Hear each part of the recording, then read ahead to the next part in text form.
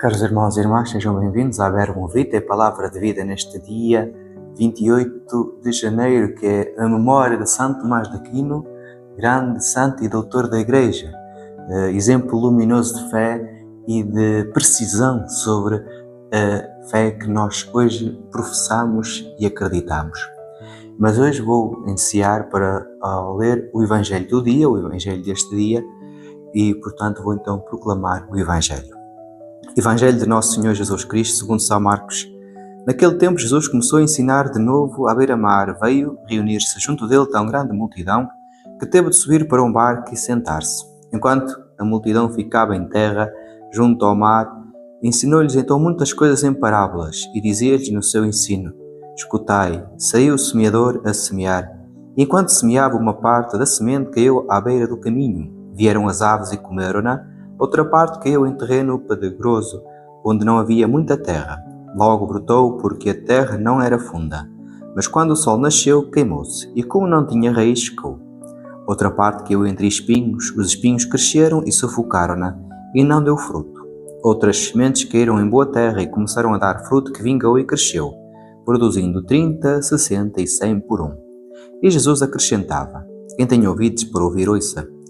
Quando ficou só, os que o seguiam e os 12 começaram a interrogá-lo acerca das parábolas. Jesus respondeu-lhes: A vós foi dado a conhecer o mistério do reino de Deus, mas aos de fora tudo se lhes propõe em parábolas, para que olhem e não vejam, ouvir ouçam e não compreendam, se não convertiam-se e seriam perdoados. Disse-lhes ainda: Se não compreendeis esta parábola, como haveis de compreender as outras parábolas?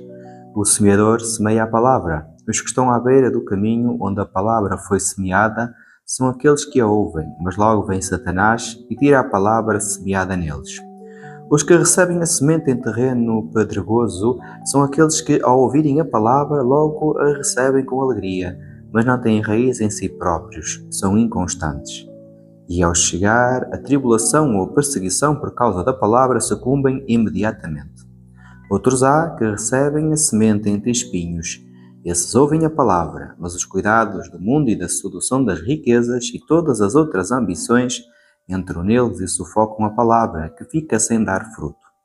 E os que receberam a palavra em boa terra são aqueles que ouvem a palavra, a aceitam e frutificam, dando 30, 60 ou 100 por um.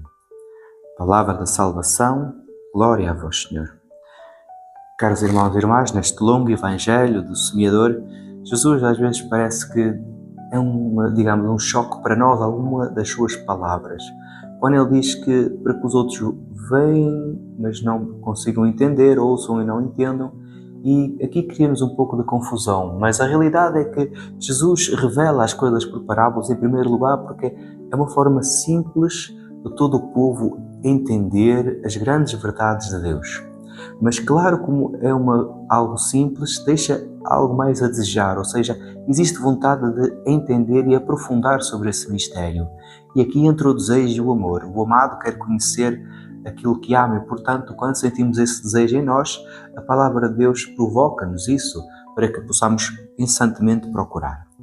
Mas agora, irmãos e irmãs, quero falar-vos sobre Santo Tomás de Aquino, que foi um grande doutor da Igreja e que é conhecido também como doutor angélico, digamos, devido à sua doçura e à sua sensibilidade às coisas de Deus.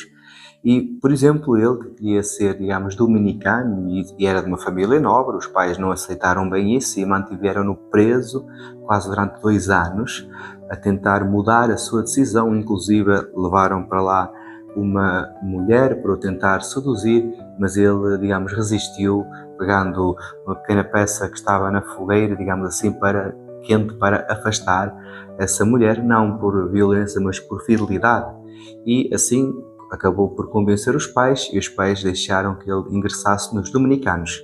Lá estudou com um grande santo também, Alberto Magno, e era curioso que os seus colegas chamavam-lhe o boi mudo, porque ele era um homem robusto, grande, como grande robustez, mas era um homem silencioso. Contudo, São Alberto, reconhecendo, as suas capacidades, disse muito bem chamar-lhe boi mudo, mas quando ele falar, um dia todos escutarão. E de facto assim foi. Podemos quase encher uma enorme estante de livros, todos só escritos por Santo Tomás de Aquino, inclusive a sua Suma Teológica, que são vários volumes, cada um deles mais ou menos desta largura e desta altura, e são cerca de 12, e portanto só aí, só numa só obra, vemos, digamos assim, uma grande profundidade de Santo Tomás de Aquino, que conseguia editar inclusive para vários escribas livros diferentes, tinha essa capacidade.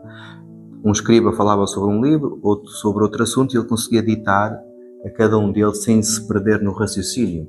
E quando entrava em alguma dúvida, digamos assim, ele olhava para a cruz e orava pedindo que fosse iluminado pela graça. E vemos que ele tinha esse jeito. Por exemplo, as histórias contam quando ele tinha alguma dúvida, ele ia para o sacrário, havia o sacrário, colocava a cabeça dentro, quase de uma forma tão juvenil, como uma criança, não é? Que acreditam no Senhor e querem encostar a sua cabeça ao Santo dos Santos, ao Senhor dos Senhores, para que este ilumine, digamos assim, e lhe ajude a encontrar a palavra certa e, digamos assim, conseguir resolver ou aprofundar-se sobre esses mistérios que ele meditava.